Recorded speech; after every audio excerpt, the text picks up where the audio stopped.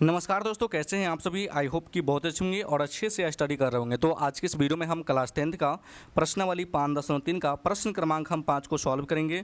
तो शुरू से अंत तक बने रहिएगा। यहाँ पे क्वेश्चन मिला कि किसी एपी का प्रथम पद 5, अंतिम पद 45 और योग 400 है। पदों की संख्या और सारवंतर ज्ञात कीजिए। तो चलिए हम लोग ज्ञात कर लेते हैं। तो लिख लेंगे बाबू हम हल, ठीक ना। उसके बाद लिखेंगे दिया है। तो क्या चीज़ दिया है, तो देखिए सवाल में देखिएगा तो बोला है कि प्रथम पद 5 है। तो हम लिख लेंगे प्रथम पद। तो प्रथम पद को हम लोग ए से सूचित करते हैं और ए का जो मान दिया है 5 दिया है। उसके बाद अंतिम पद 45 है।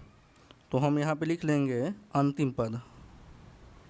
अंतिम पद, तो अंतिम पद को हम बाबू ए एन से सूचित करते हैं और बराबर कितना दिया है, 45 दिया है।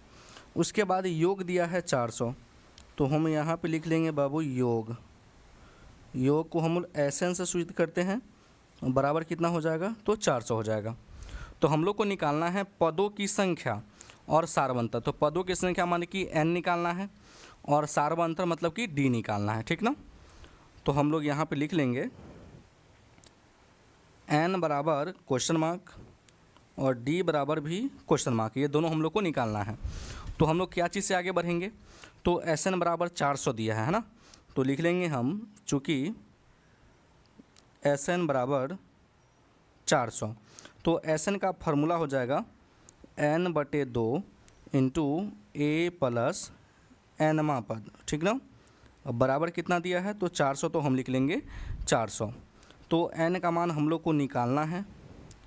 a का मान कितना है, तो बाबू 5 है। तो यहाँ पे लिख लेंगे हम a का मान 5 और n का मान कितना है 45, बराबर हो जाएगा 400। कोई दिक्कत यहाँ तक, कोई दिक्कत नहीं। तो हम लिखेंगे n/2 गुना 45 और 5 कितना हो जाएगा 50। ये कितना से काट देगा इसको, 25 से, बराबर कितना है 400। तो हम लिख लेंगे 400। तो 25 को जब n गुना करेगा तो ये हो जाएगा 25n, अब बराबर कितना हो जाएगा बाबू, तो 400, ठीक ना। n के गुना में अगर 25 है तो गुना में रहता है तो कोई भी संख्या क्या आता है बाबू, तो भाग में आ जाता है ना। चलिए कितना से कटेगा, तो ये कटेगा 16 से। तो इसलिए n बराबर कितना आ गया बाबू, तो 16 आ गया। कोई दिक्कत यहाँ तक, कोई दिक्कत नहीं। तो हम क्या किए बाबू, n का मान निकाल लिए। अब हमको क्या निकालना है, d का मान। तो d का मान हम किस पे निकालेंगे, अंतिम पद पे हल करेंगे अंतिम पद को और d का मान हमको निकल जाएगा, ठीक ना। तो लिखेंगे हम लोग, इसलिए अंतिम पद बराबर दिया है 45, ठीक ना। तो एनवा पद का फार्मूला होता है a plus n-1 into D बराबर 45, ठीक ना।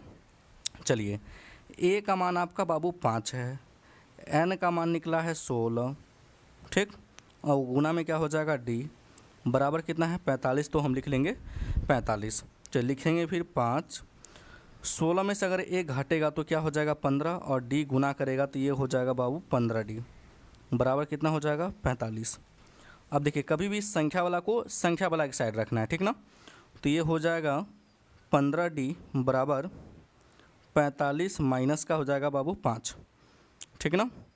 तो लिखेंगे 15d बराबर, घटेगा तो कितना आ जाएगा 40। तो d के गुना में है 15, तो गुना में है तो कोई भी संख्या बराबर के इस साइड लाएंगे तो भाग में आ जाएगा।